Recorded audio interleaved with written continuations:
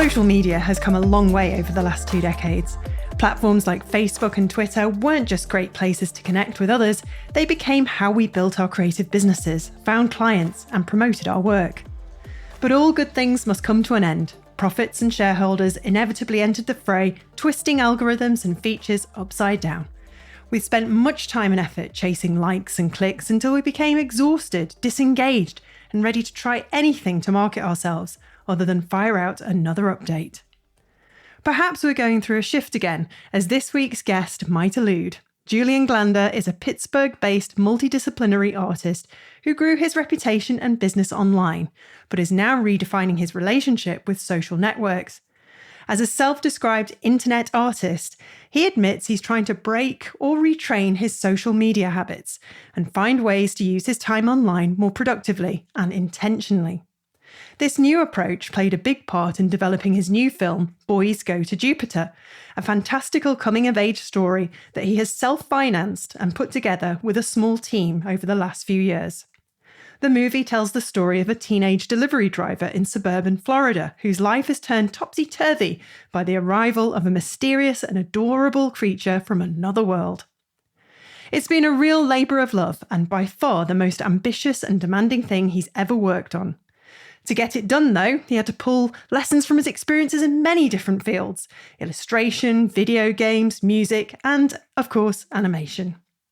But he also made the best use of the web, calling upon his social networks to cast and recruit almost every voice actor in this film, including Joe Pera, Sarah Sherman, and Elsie Fisher.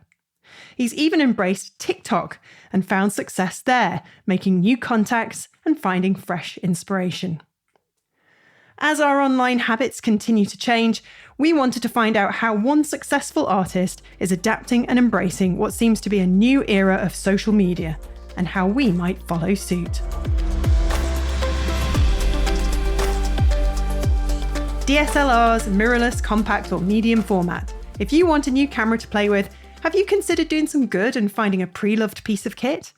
You'll certainly save money by picking up something used rather than buying brand new, and also help out a fellow creative who has traded in their old camera. Where can you make this magic happen? MPB is the largest global platform to buy, sell, and trade used photo and video kit. You can shop for all the used camera kit you need, sell your unwanted gear to MPB, and get an instant quote, free shipping, and fast payment. We especially love it here at Creative Boom because its mission is to make gear more accessible and affordable while helping the entire creative industry to become more sustainable. It helps recirculate 500,000 items each year, extending the life and creative potential of photo and video equipment for creators all around the world. And the brands MPB stocks won't disappoint. We're talking Canon, Nikon, Leica, and Hasselblad, just for starters. There are loads to browse through on the website. Just go to mpb.com to see what they have on offer. So social media has been really good for us creatives over the last decade or so, but it's changed a lot and we're kind of finding our feet elsewhere, aren't we, Julian? I guess we are. I guess, I feel like I and a lot of my fellow creatives are in a little bit of a midlife crisis or something right now. We've spent so much time on these social media platforms and, you know, especially with Instagram and Twitter, it really feels like the party's wrapping up. And it's a really big question of what we're supposed to do now. Yeah, it's changed so much. And, you know, whatever your kind of view is of certain people taking over things, or whether you've just got so annoyed with algorithms, say on Instagram or elsewhere, it's like, what now? What next? And I think we're probably all a bit exhausted from it all, aren't we? Yeah, I'm not even sure it's, one thing that I'm going back forth on is it me or is it the internet?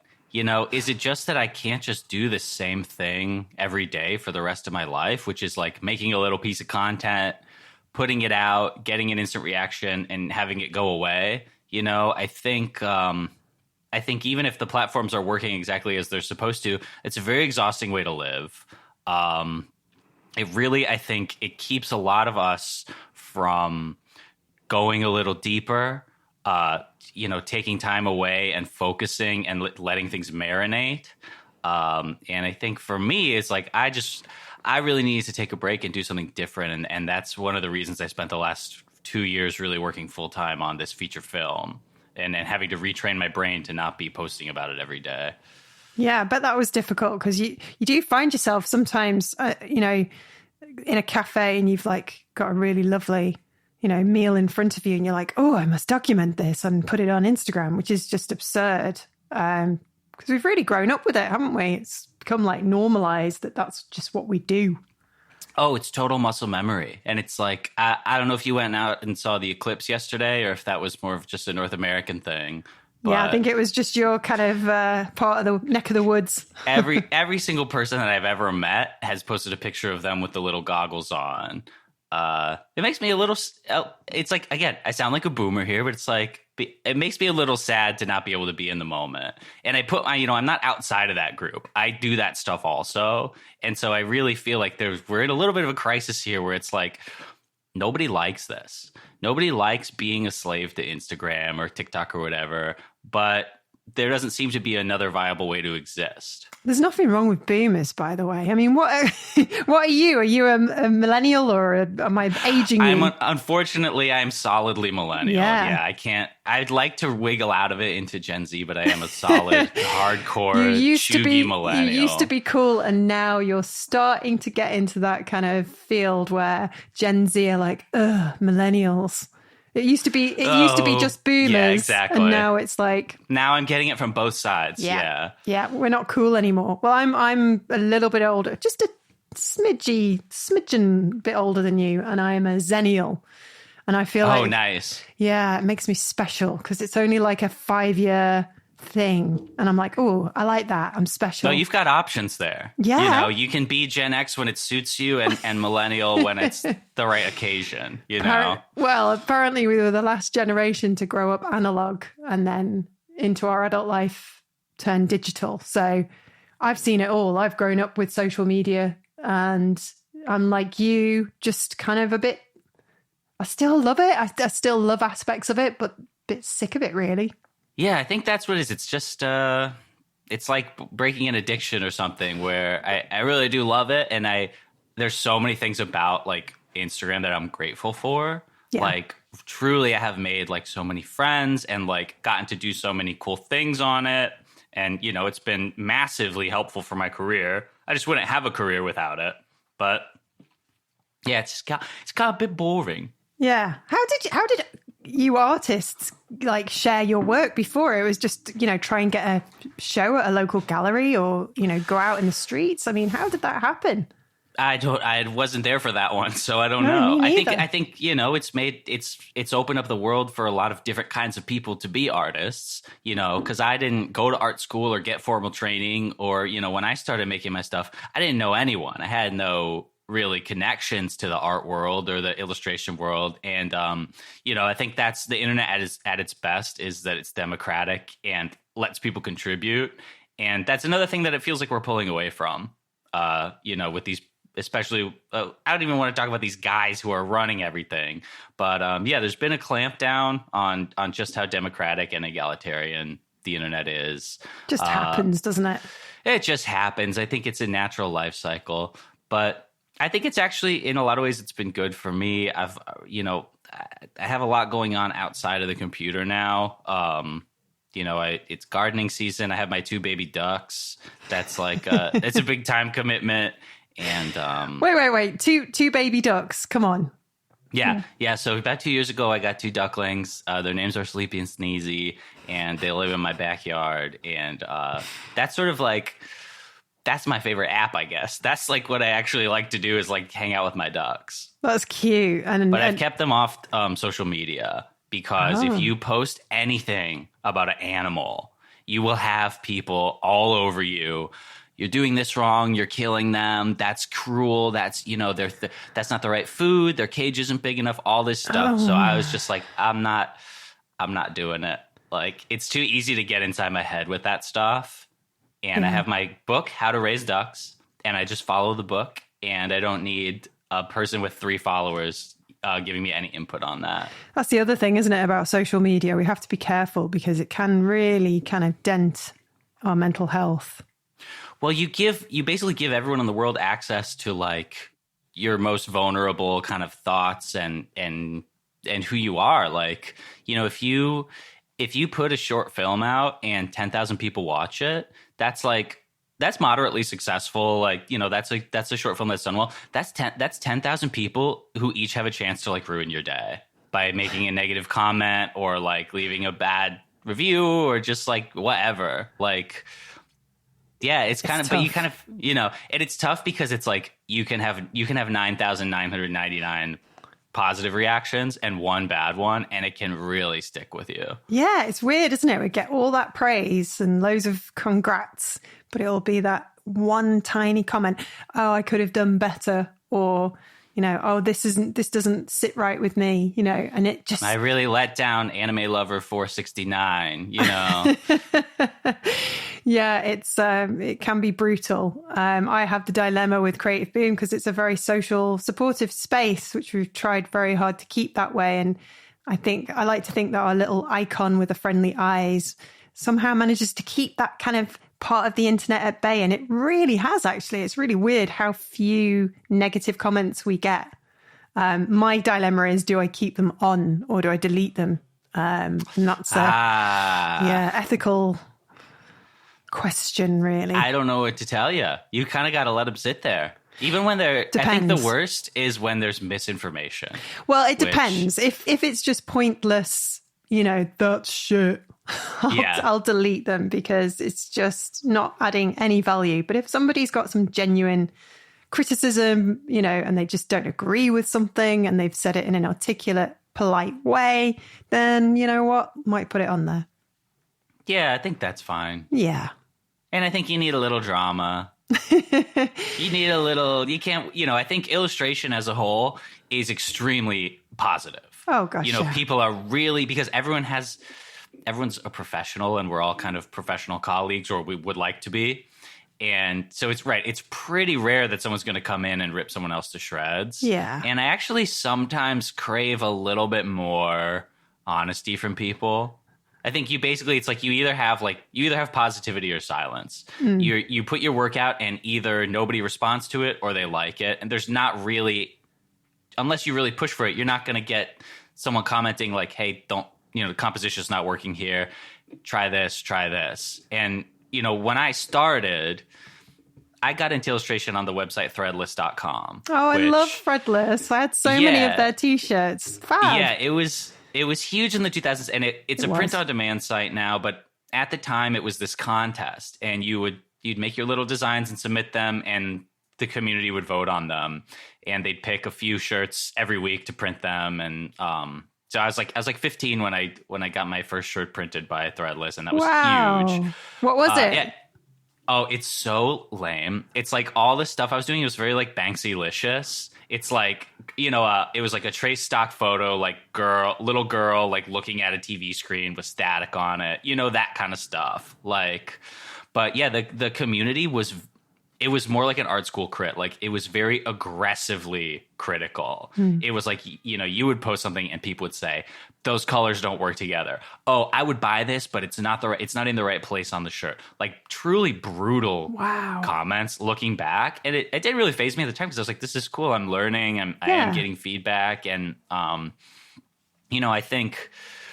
guess like that's still my dream of what the internet is like this big organism where you put your work in and you can sort of adjust and find what's working based on the response. I guess in that regard, it's become a little bit sanitized, hasn't it, in recent years?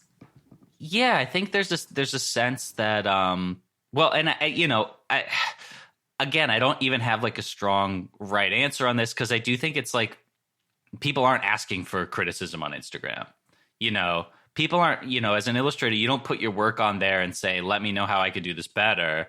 You're putting it on there to say, hey, can you guys please tell me I'm cool, Yeah. Yeah, I remember Threadless. It was great. I had this T-shirt and I don't know if I'd be able to wear it now given the current climate, but it was meat as murder, tasty, tasty murder, or something like that. I remember that one. Yeah. Oh my God, I had dozens of them. Yeah. Me too. And they ended up turning into tops that I wore as pajamas, you know, when they developed holes in them because I just wore them to death. It was great though, you know, all you needed was a nice pair of jeans and a t-shirt and a cardigan and you were good to go. Exactly. It was great. It could come back. I mean, you know, we've been in a graphic tee slump really for a long time. Yeah. Let's give it to Gen Z. Let's let them sort of put their spin on it. Absolutely. Let's see what they come up with. Would anything have any humor though? Sorry, I'm not being mean to Gen Z. They're a wonderful bunch. Those kids. Those damn children with their, you know, sensitivity and their kindness to the world. Damn them. Where's their humor? You know, we want the kind of controversial t-shirts back. No, we don't. Yeah, well, maybe not. Yeah. So you kind of have done everything, haven't you? You started off doing that, but you've kind of put your fingers out and kind of had a good sort of rummage around, and you actually call yourself an internet artist. So you feel like you've done your kind of, you know, education on the web. You're networking, you're kind of learning, and you've just been the type of person by the sounds of things who's gone, okay, that looks interesting. I'll go learn that and I'll do that. I'll try that. I'll try this. And here we are in 2024 and you've developed a new film and brought all these kind of talents together. That's pretty cool.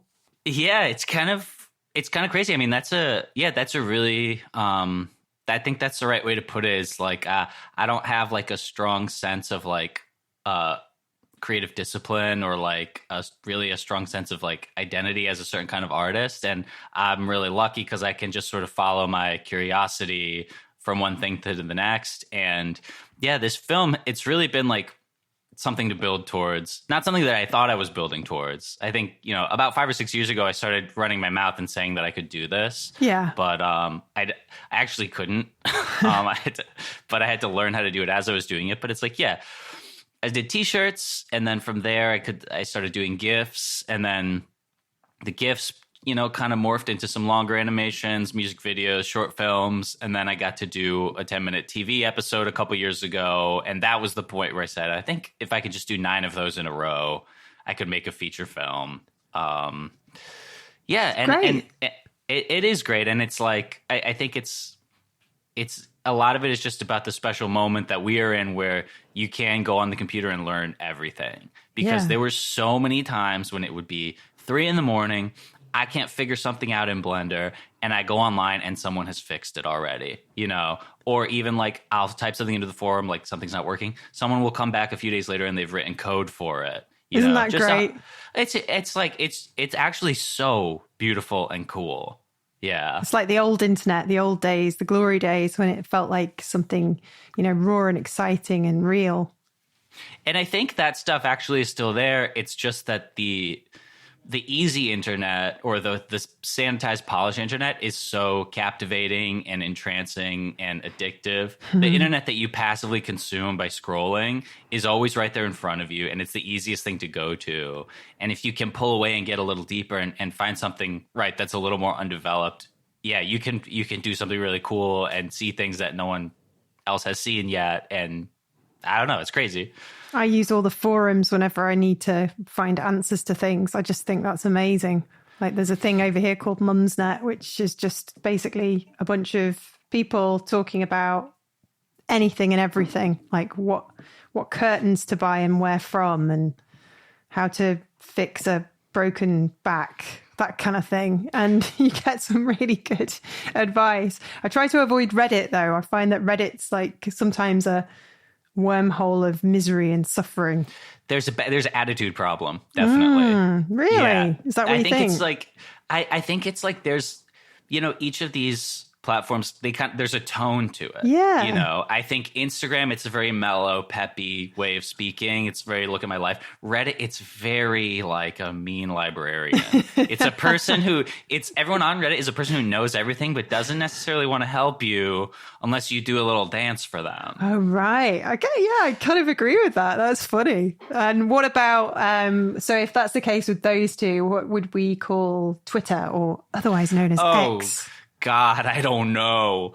I think it used to be, you know, a few years ago, it was really a place where, you know, a place of snarky intellectualism where, you know, people were sort of reacting to the news and everyone knew everything that was going on with a little bit of a winking wryness. Yeah. Now I don't know. I don't even go on there, so I don't know what's going on. Just a bit shouty. It's a bit weird. I have to kind of I think it's like with anything in life, you just have to make it your own. You know, you can mute people, you can mute words. I love that. I can mute words. So if anybody's talking about, cool. So if anybody's ranting about, I don't know, Trump or, I don't know, spiders. Afraid of spiders. That's got to be really annoying to just hear about U.S. stuff all the time. It just doesn't seem fair that we're exporting that to the world, and because we don't keep up with anything that's happening in any other country. So it's interesting. It's really interesting. You know, I like keeping up with American politics. It's fascinating. You're going to have Trump, aren't you, again? It sure looks like it. Yeah. You know, it's a long way away. We'll see what happens. But yeah. So interesting. Another season of the reality show. Oh, yes. It's a fascinating place, America. It's so different in all your different states. And you're in Pittsburgh. What's Pittsburgh like as a creative? Because you were in New York, weren't you? Weren't you in New York? Mm-hmm. I was in Brooklyn for a while. Everyone knows what's going on in Brooklyn.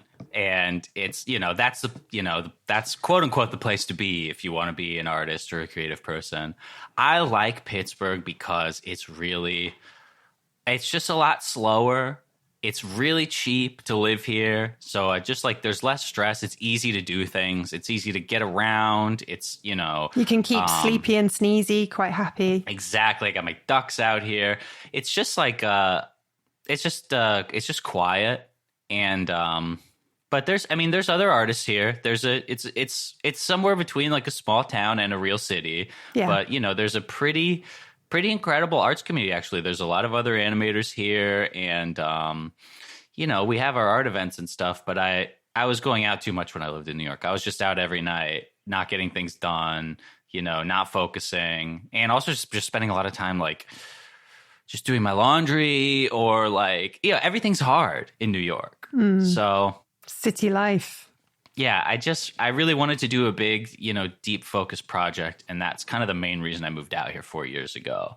Is there pressure for creatives to sort of be in creative hubs like Brooklyn? You know, do you feel like a failure if you leave? Is there an element of that? I don't feel that way at all. Great. But I also like, I'm not, I found when I'd lived there for probably 6 or 7 years total, on and off. I didn't really find that I was doing the sort of meeting people, making connections thing that I was supposed to be doing. And it's probably my own fault, but it's like, you know, I would go to artist talks and like not meet anyone. I would just sit there and watch the talk, like, you know, or Sounds just familiar. or just like go to bars with my friends from college, or like, I actually find that if I go back to New York now for a week, I can have lunch with someone every day that's like a peer or art director or something, and like be a little more intentional about it. And also without that sense of urgency, it's like, oh, this is another artist I like. We live in the same city. Maybe we'll see each other. It kind of never happens. Yeah. So you can kind of just have the best of both worlds. I don't know. I think it's like everyone's different. And I, you know, as someone who's had the New York experience, I do think it's like so valuable to be around the energy of just like, oh, you're really seeing all different kinds of artists. You get to know people. And I think just like seeing what's even possible, because before I moved down to New York, I didn't even know that you could be like an illustrator. Yeah. Like I knew that they were out there somewhere, but I didn't know it was just something you could just start doing. I think there's a lot of people who are miserable in New York and Los Angeles and London. And I would say, hey, if it's not working or if you want a break, take a break. It'll be there when you get back, you know. Yeah. If you're not, you know, if you're not making if you're not making enough money to live there, just try something else, you know? Did you bump into John Bergerman, Zipang Zoo? Oh, I love Bergerman. We got to shout Bergerman and Zipeng. Yeah, I love them both. Yeah. How about Abby Lossing? You know what? That's a great example of what I'm talking about, because I think we were actually neighbors, but we never met up, because she posted a drawing of a pizza place that was right near my house. Wow, okay. And so I think I might be wrong about this. So with that caveat that this would have been 6 or 7 years ago, I believe she posted a drawing of a pizza place near my house, and we talked a little bit about it, and then we never met up, which happens. I think it's my fault. I'm not following through on plans, but that was happening to me a lot in New York. Like, oh, you're an illustrator in New York. I'm an illustrator in New York. Let's never hang out, you know? Yeah. I went to her apartment to do a podcast after I'd been to Bergerman's studio to do a podcast with him. And I think on the same day, I actually went to Zipong Zoo's apartment as well, which was just a crazy, wonderful day around a rainy day in Brooklyn. What a day. I know, the taxis were expensive, but I just had such a blast. And Abby was great. I think she's left New York now. She's living somewhere where she can go climbing easily. Everyone's climbing. Has the climbing craze hit England? No, but it is popular. Yeah, but it's a good way to stay fit, isn't it?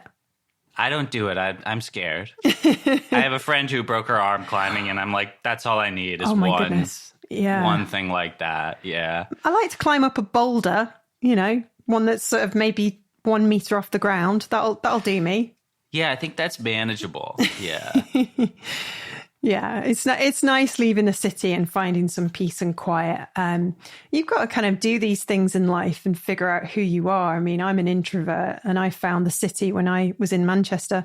I loved it for a while, and then I didn't, and listened to my heart and my head and just decided, right, I'm going to move out, go to the countryside. And it's very different, isn't it? It's in a good way. I think it's really nice to rotate, especially when you're not all tied down with a million obligations, or, I mean, that's one of the best things about being an artist or a creative person is you're not so tied to anything. You can pick up and move, and you should.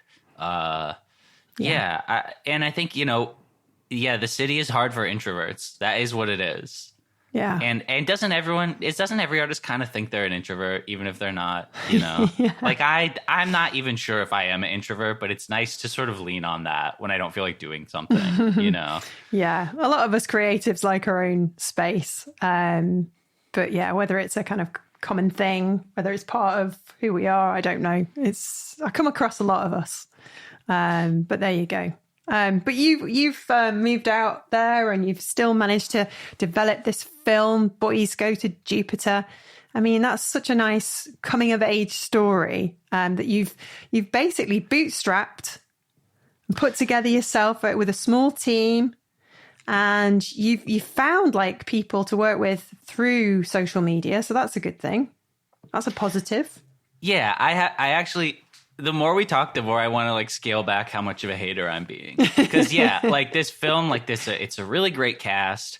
And there's some people like Joe Pera and Sarah Sherman from SNL, who I was just friends with on Twitter for a long time. Wow. And then like Jack Corbett, who's the star. I first saw his TikToks. He does the NPR Planet Money TikToks. Yeah. And I just loved his whole kind of thing, and it's like it's kind of the classic thing where I was watching, I was like, I think we're friends. Like I think I'm already I had a parasocial relationship with him, like but he's someone who I think it's like everyone complains about TikTok. He's someone who had to do these TikToks for work as a intern assignment, and he really found a way to make them his own. And have fun with them, and develop a style and almost like a filmmaking language within the confines of TikTok that's like totally his own, and everyone copies it now. Oh, it's amazing. Have you not danced yet? Have you got a TikTok account? I have a TikTok account, but that's what I'm saying. You don't have to dance. This is the That's the a common typical Zennial thing. comment. That's the common thing. It was like, oh, I don't need to. But it was the same with. Do you remember? It was the same with Instagram. Yeah. People go, I don't need to see everyone's breakfast, you know, or like, yeah, you don't have to dance. You can do whatever you want on TikTok. Yeah. So I put up all my old animations, and then I kind of ran out of steam. But I'm trying to start using it again because I do love it. Yeah, it's one of those, isn't it? Us Zennials are like, not another social media. That's what it is, where it's like you hit a point where you're like, I'm done. I think I'm done learning new things. Or like, I think this is the change that kind of breaks me out of keeping up with things. Exactly. Which, yeah. Because we've been doing it a lot, haven't we? We've been like, Instagram, as an example, has changed so much over the last decade. And it's like, oh, right, okay, we have to do this now. Oh, okay, so new filters, what do we do with those? And oh, right, okay, there's a trend going on where everybody like does the what is it, especially for women, the sausage, the legs, the sausage shot. Oh my god, that's right. I forgot about that. Do you remember those? Yeah. I mean, I think right, there is this is the common thing, is like, I can't keep up with all this stuff. And of course, you don't have to keep up with everything. You don't have to keep up with every single element of every single app, because a lot of us have sat out Be Real and Periscope and Blue Sky and Mastodon, all these other ones that haven't quite materialized into anything. We tried them though. We try them. We get our usernames.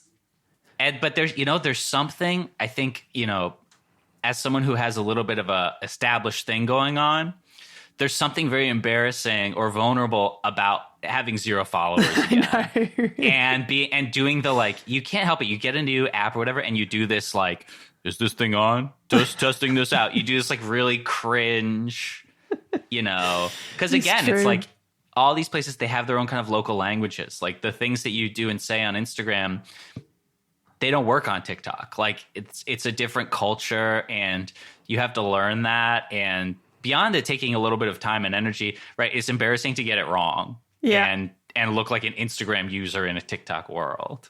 I laughed my head off. I was on Instagram because sometimes I go down the real, what would we call it? The kind of awful kind of hole of doom where you just suddenly you suddenly realize you've been lying in bed for an hour looking at endless reels. Yes, I know that feeling very well. I did it this morning. And then you send them on to your sister-in-law because you know that they'll really make her laugh. But yeah, I saw one this morning that really made me laugh. It was this guy who was just pointing, cheesily at different wordings that popped up onto the screen, but he was taking the mick out of the whole kind of, phenomenon that is, people going ping, this is how you do this, ping, and yeah. like, oh god, yeah, it's cheesy. I do like those though. But you're doing the work. Yeah. That we are the people doing the work for the people who don't have TikTok and Instagram. I'm doing the work of finding the best ones. And we should be paid for it. It's labor. Going through all the bad ones to find the good ones to send your friends. What are the typical ones you end up liking and sending on? Oh my God. My whole For You page now is Fortnite. Oh, because I play Fortnite with my friends sometimes, and it's like, if you send one video about something, that's all you're going to get. And so I'm in a really bad cycle of just like Fortnite, like deep lore of Fortnite clips. Cute. But I think, I'm trying not to share those anymore so that it can kind of cleanse and reset. You get a bit more duck content. Yeah, people send me a lot of duck content. So I'm getting that. I'm getting best of duck content from other people, so I don't need to look for that. That's quackers. I think, the one thing that I get that I really like on TikTok is like white rappers who are getting like 10 to 15 likes on their posts. Like very emerging white rappers in like Iowa who are not good. Oh, I can't remember their names, but there's these grime artists in, I've got to look it up. Grime artists here, sort of, I think they must be in their 70s. Pete and Baz, are they called? No, I can't remember. Are they? They can't be Pete and Baz. Oh, anyway, they're really funny. I will actually have to send you a link because you will just think they're brilliant. They're absolutely brilliant. They've done albums, they've done like videos, and it's just so charming. I think that's the right word. See, we love TikTok. I know. We love it. I know. We're here. We're laughing just thinking about it. I know. We love TikTok. It's a waste of life, and we should be outside in the fresh air. But I don't know about you and what your weather's like in Pittsburgh right now, but here in the UK, we have just had a very wet and miserable winter. It's just been endless. So as you can imagine, us Brits are just talking about the weather all the time. No, I get it. You know, when I was growing up, I wanted to play video games. I wasn't allowed. And my parents got me a Game Boy, and they said I could only play it outside. Like, that was the trade-off. And so I'd take it outside, and I couldn't see anything because of the sun. Yeah. And this was, very primitive black and white LED screen technology. It was like a calculator screen. Yeah, I remember. But I'm thinking back, I think that's a good trade-off. Maybe that's a new rule I need to set for myself. I can only go on my phone outside.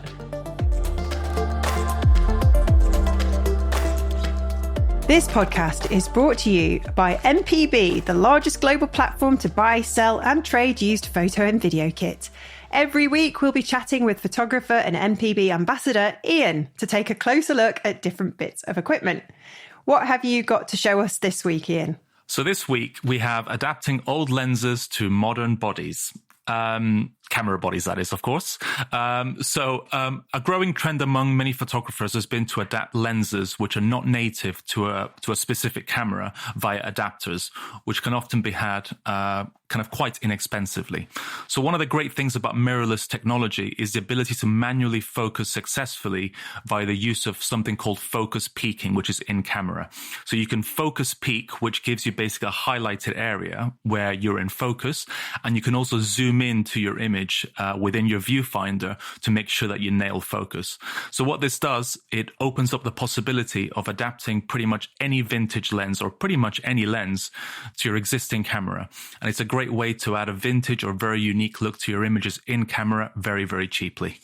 Brilliant. That sounds fascinating. Well, if you want to find out more about that and basically finding this cost-effective way to increase your lens collection, just check out our show notes. There'll be a few links to various guides on the mpb.com website. Thanks, Ian.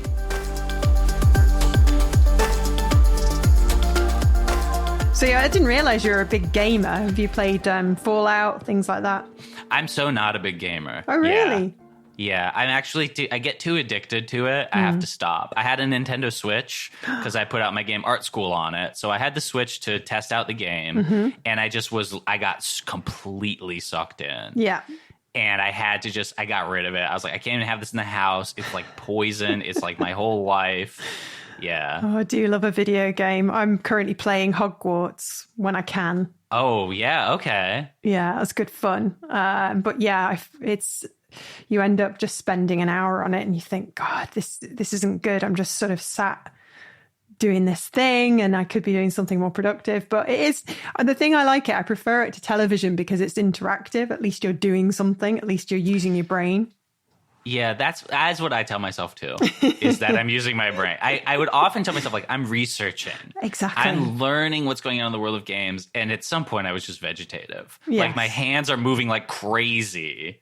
And I am just like in basically a coma. Yeah. But yeah, some of those games with the stories to them, it's like having another job. Oh my God. And you know what it is? It's so similar to my current job, which is being on the computer. Like I'm basically, as a 3Ders, I'm basically playing Minecraft all day for my job anyway. Sounds fun. It is fun. And it's like, it is, right. I mean, like doing Blender is just as fun as playing any other game. It is like a video game. It's like The Sims or something where you're making something and then it has the added bonus of actually having an impact in your life. Yeah. Oh, it sounds great. You've really got it together, haven't you? I mean, I don't know. Oh, come on, you have. I mean, you've got all these kind of different disciplines behind you, and then you've got this movie. I mean, when is this film coming out? Is it being launched soon or? Okay. So I think I could tell you about this now. Oh, okay. I think this is just as a side note for the editor, I think this announcement is going to be made on April 16th. Oh yeah, don't worry. This is Okay. going to go out much later. So Okay, so we're not on the original schedule anymore. no, we're not, sadly. Okay. Yeah, so that's fine. So Boys Go to Jupiter is going to premiere at the beginning of June at the Tribeca Film Festival in New York. Oh my goodness me! I'm kind of freaking. I'm really excited. What? I never would have dreamed of something like that. That is a dream come true. I mean, Tribeca. Yeah, it's kind of crazy. It's like you just hear that Tribeca. Oh, what are you going to wear? Prestigious. Oh, that was actually my question today. Is what am I going to wear? Because I'm like trying to think. Well, it's probably going to be pretty hot. Maybe just like a nice t-shirt, tuxedo t-shirt, shorts at the premiere. That's interesting. You could be controversial. You could wear loafers with no socks. People would think you were what they call in England. Can I swear? No, I'm not going to. No, go ahead. Go ahead. A twat. Oh, yeah, that might be in my angle. Yeah, do it. No, I mean, I think shorts are very smart. You could wear a nice, t-shirt and then a smart shirt over the top and like some nice sort of loafers. I think that would work. Yeah, maybe I'll do like tourist mode. Like I'll do like cargo shorts. Oh, I Heart New with York pockets. t-shirt. Yeah, and then like huge camera around my neck. Oh my goodness. That's the thing I love about New York when you visit and you happen to find yourself in a pub or a bar, as you call them, again, because the old school bars in New York are so gorgeous. I just like going in them to see the, mahogany like bar and the kind of, maroon colored bar stools and the old dude behind the bars. What can I get you? And then there'll be like loads of American tourists. And because you're a Brit, you don't know the difference between true New Yorkers on your first visit to New York and the tourists. And it sounds ridiculous, but it blows your mind that American people go to New York for holidays and breaks. And you're like, oh yeah, of course they would. And then you end up getting talk to them and they're like, oh, we're from here, or we're from we're from Nashville, or we're from over here. It's like, wow. And yeah, the cargo shorts. That is definitely a thing. Well, now they're becoming cool again. Oh, I know. So it adds another wrinkle of confusion. Yes, it does. Oh my God, I saw a girl the other day. She was definitely Gen Z, and she was wearing some cargo pants, which were kind of really low slung, and they were covered in pockets. And she was wearing some really old school trainers and then like a camouflage t-shirt. And I was like, oh my God, that is me 30 years ago. Yep, it's all just circular, isn't it? Oh, I feel old. Because I remember my parents saying, oh, I remember when that was in fashion. Oh, look at you look ridiculous. And now I'm doing exactly the same. You're doing the same. You thought you could escape that cycle. You say, that's never going to be me. And then it is. Yeah. And you know what makes me sleep at night? Knowing that these bastard young people with their good looks, their non-wrinkles, non-cellulite bodies, and their hope. Yeah, we got a lot of hope. The one thing they are going to go through exactly the same thing as us, and they're going to get old, and it will be a shock to the system. I think young people now have less hope than we did, probably. Well, actually, I think they're actually a little wiser or more worn down already. Oh, stop being so nice about them! Come on. So no, I don't envy them at all. Like no, I would not want to go back and be somebody who had to go to college through the pandemic and who never knew what it was like not to have an iPad in front of them. I think things. They've really got some stuff, to work out. And their economic outlook is not good either. As bad as ours was, theirs is worse. So yeah. I mean, it's just every generation has their challenges, don't they? Their challenges and their opportunities. But I do think looking at the generations over the ages, they do seem to have quite the bad they got a bad break. Yeah. The bad breaks. But hey, it's still early. We're all, grand scheme, we're all young, Don't you still feel that way sometimes? Like, hey, you got a lot of life left. I actually feel, in a lot of ways, I feel younger. Like when I was 23, I felt really old. Like you probably remember this when Jessica Walsh became a partner at the Sagmeister. Yes. agency, and they put out that nude photo. Yes, I do. And she was 25. And I remember I was 21 when that happened. And like my heart sank. And I was like, I don't have a lot of time here. You're really supposed to be running like the biggest design agency in the world by the time you're 25. Yes. Like I remember feeling like sick to my stomach. Like, what am I doing? I got to get it together. I don't have those feelings anymore. You know, it's like, I feel like I wake up every day. Like I can work on what I want to work on. And there's all the time in the world. There's a lot of pressure when you're young. And yeah, when you see somebody, you know, not that much older than you achieving great things like that, and look at what Jessica's gone on to do, you know, it can be a little bit intimidating. And I suppose it's like that in big cities like New York, because you look around and there are so many people doing really well. It can get a bit intense. It can get a bit much. You're like, oh, am I good enough? Have I been successful enough? And I think you just get to a point where you redefine what success means for you. Yeah. And I think, it's not something you can really talk someone out of feeling, because it's like, of course, it's very, you want to say, well, hey, you're looking at the one 21-year-old who has a record deal out of thousands who don't, you're looking at the one person who really got the great job they want to right out of school. Most people don't. And by the time you're 30, things will really kind of even out, or you can find some other thing. I don't think there's really any rational way to not feel those feelings of like extreme envy and comparison. And maybe the best thing about New York is it's very motivating that you go and you see a live band and they're all younger than you, and it makes you want to go home and practice or write better songs or whatever. It's true. It's one of the advantages. It's a disadvantage that you're surrounded by so much greatness, but it also spurs you on. It encourages you to improve. I get that. But at the same time, it can be quite intimidating. And you only really learn that lesson with wisdom and age and experience. Oh, I remember when I moved to New York. Oh, it was great. And that bar now it's a J. Crew, and the DIY space I used to go to is a Dunkin' Donuts now. I know. I do it with Manchester as well. Manchester's changed so much in the last decade, for good and bad reasons. It's not why I left. I just wanted to be in some countryside where there's more ducks and canals, just to be somewhere a bit quieter. And that is always good for the soul.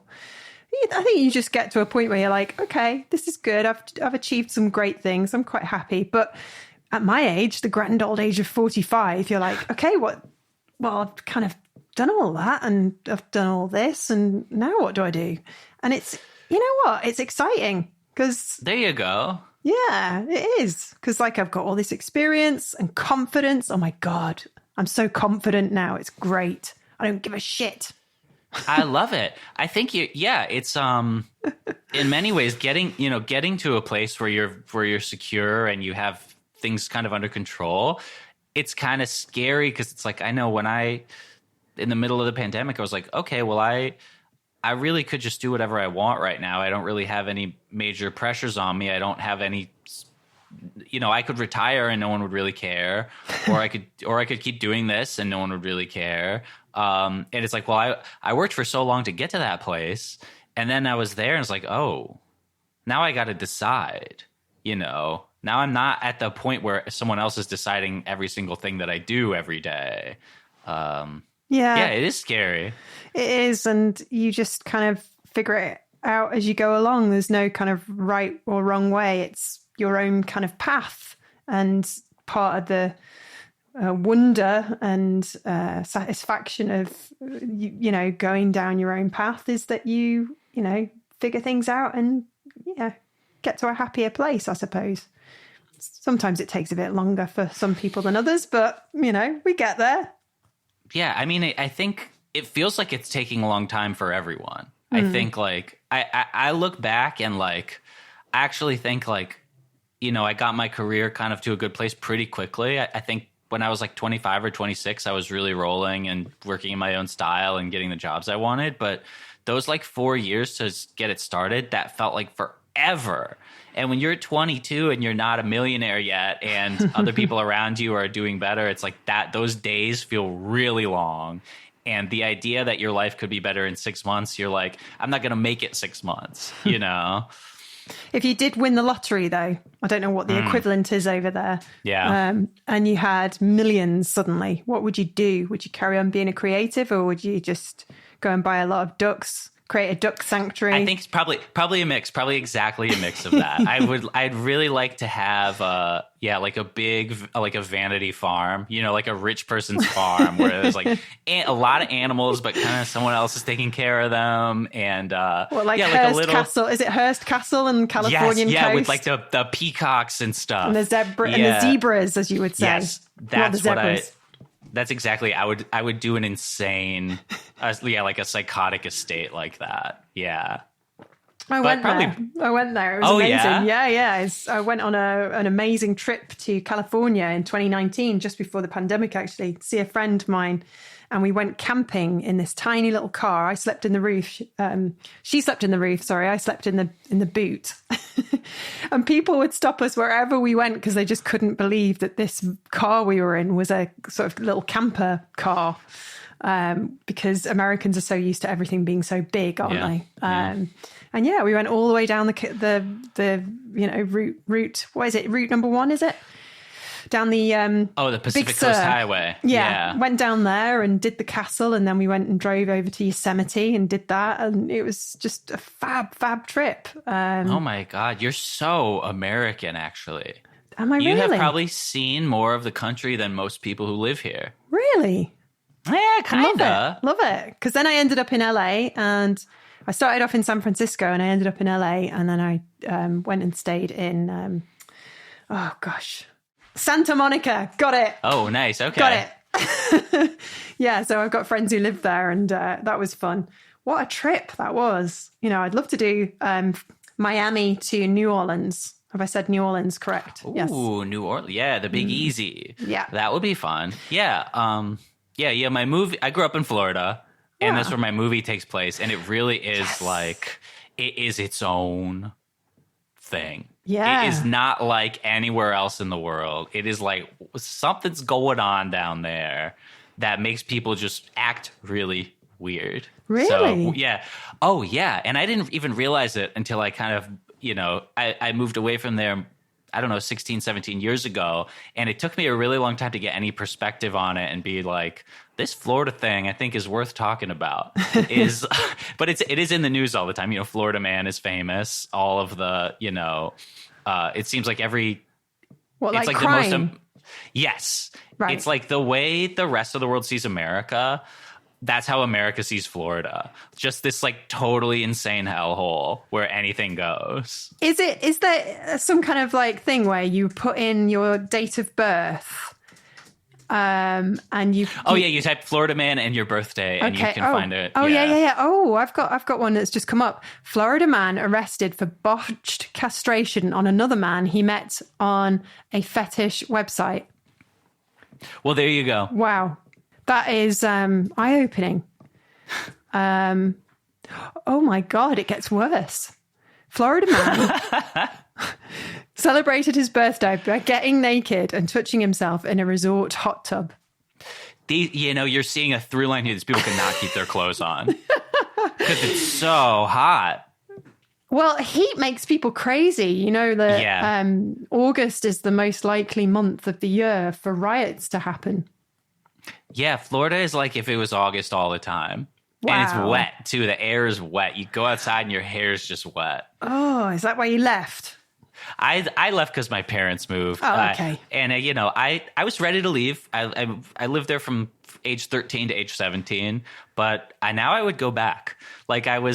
To make the movie, I was looking at a lot of Google Street View for reference. Nice. And I'm like, I never thought I would miss this, but I kind of miss how wide open it is and how it's hot all the time. And I think from a picture, it would be paradise, this like swampy, beachy, tropical place. Gators as well. Yeah. The gators. Yeah. We did see them gators. Wow. But yeah, it's the people that make it crazy. It's something goes on. Something changes in your brain when you move to Florida. Yeah. I watched a great documentary on YouTube by this independent sort of producer guy. He's really good. And he went into one of these gated communities for retired people. And it's just a bunch of bungalows on this massive bit of land in Florida. And then they have like these communal spaces, some of which can be really, really nicely done, you know, really posh swimming pools and just fantastic bars. And people are all drunk and merry and having a really nice time, all these sort of retired Americans. And everybody has golf buggies to get around the place. Yeah, it's kind of my dream, actually. I don't really like driving, but I like the idea of going around in a golf cart. Yeah. They're expensive as well. You can get really kind of fancy ones, you know, and have them customized. See, when you lay it out like that, it sounds like paradise. It's like, so what is it? For some reason, it's just not. For some reason, it's really weird. Well, in the documentary, some of the people he interviewed were saying, you know, they've got a bad reputation for being, you know, swingers and oh my God, all that kind of stuff. But again, these people got too much time on their hands is the problem. They're probably just keeping ducks and like, you know, missing Pittsburgh and Brooklyn. That's probably what it is. Or, you know, but it's nice that you've sort of gone back with this film to where I presume where you grew up. And taken sort of inspiration, because that's a nice thing to do, you know, drawing on what we know. Yeah, it's kind of like when I started writing this film a really long time ago, it was very much a sci-fi thing that kind of took place on another planet. It's about this delivery boy, and originally he was delivering like some sort of alien egg thing. But the more I wrote it and the more I tried to work out the story, I was like, oh, I actually think Florida is weirder than like an alien planet that I could. You know, I think it's like I understand it a little better. I can write something a little more interesting. And it's great. There was this there's this strip club on the highway outside of Tampa called 2001: A Sex Odyssey. Wow. And it's like a very, you know, nondescript concrete building, but it has a UFO on top. Nice. Like a aluminum UFO. And the rumor was if you paid enough money, you'd go up in the UFO with the girls. Wow. So, but I was always enchanted I just would drive by and be like, that's so really weird. It must be so hot in there. It must be 200 degrees inside that thing. But that was like one of the things that was in my mind. I was like, well, what if aliens did come to Florida and they landed at 2001: A Sex Odyssey? What would they, you know, what would their understanding of Earth be if they, yeah. Because they're very strange places, aren't they? And I've never been in one. I've kind of walked past open ones in Amsterdam, and it's just a bunch of men all sat around. No, watching. they're really weird. And I don't go to strip clubs. I've never been to one either. I was reading You didn't go to them to research. No, I was reading the Google reviews of this 2001 strip club, which like really just like blew my mind. That you would go and leave a review. What kind of thing? Just you know, a lot of it was about the food. But anyway, I mean, that's not really the strip club's not even in the movie. It's more just like, I think it's like it sticks to me as the image of Florida because it's this like seedy, dark weirdness with this like kitsch kind of 1950s layer of like what America could be or what the future is moving towards. It's an odd mix. It's that kind of 1950s dream, isn't it? That you know, America clings onto, I think, like that nostalgia.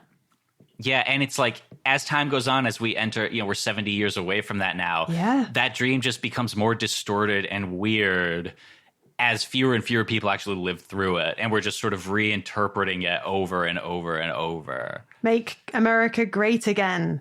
I guess. It always comes back to this guy, huh?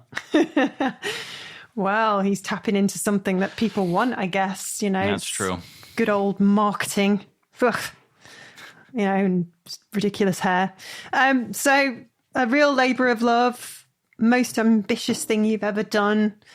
And it tells the story of a teenage delivery driver in suburban Florida whose life is turned topsy-turvy by the arrival of a mysterious and adorable creature from another world. I love it. Wow, that was a great read. I know, thank you. I do this for a living. That made it feel like really real to me. Yeah. But this is the thing. It's going into, a film festival. People are going to watch it. I mean, how are you feeling about that? Are you a bit anxious? I'm less anxious than I thought I would be.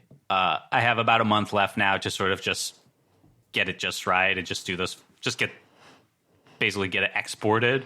And no, I thought I would be completely a wreck, but I'm actually, I've spent a lot of time with it. I think the biggest emotion is I'm a little bit sad to let it go because it's been my life for, I was writing it since before the pandemic and I've really been working on it full time for 2 years. And so it's like just going into that Final Cut file with all the little clips in it and everything has been like my home. And the movie just like feels it really is like my little baby.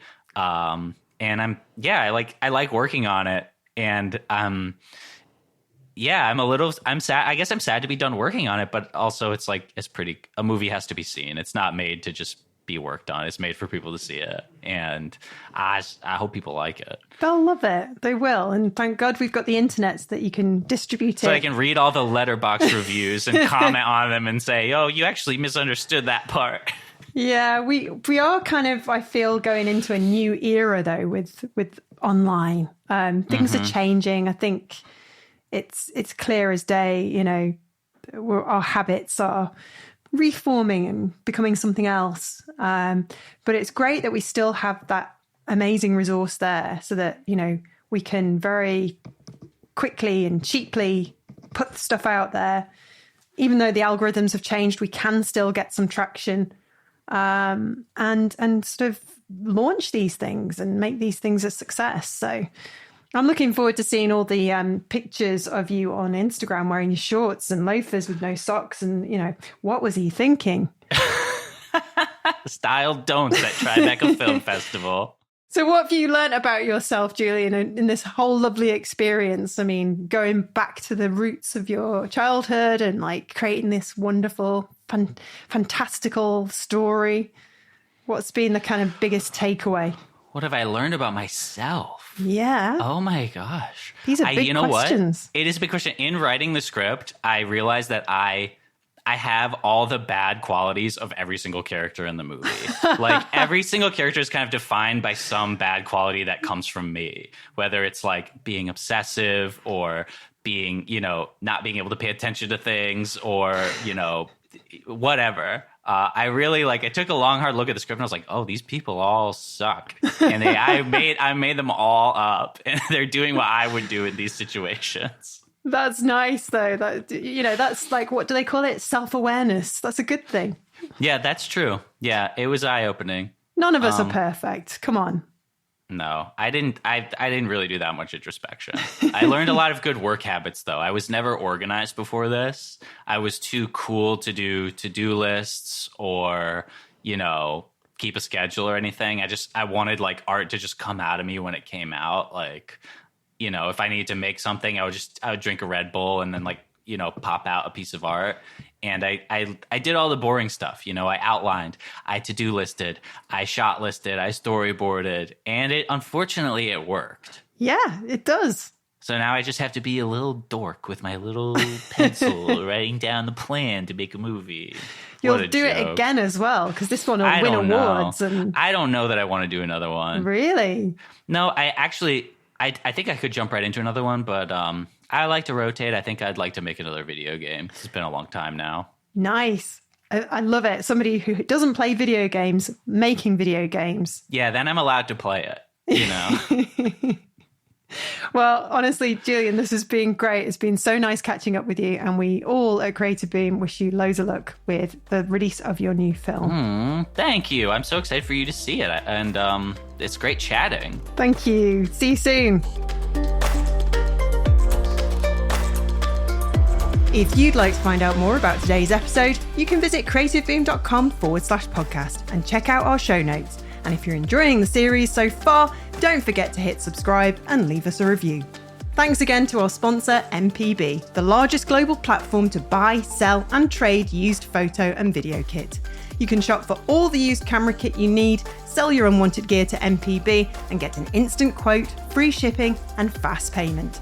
It really is the go-to place for everything you need. Go to npb.com to discover more.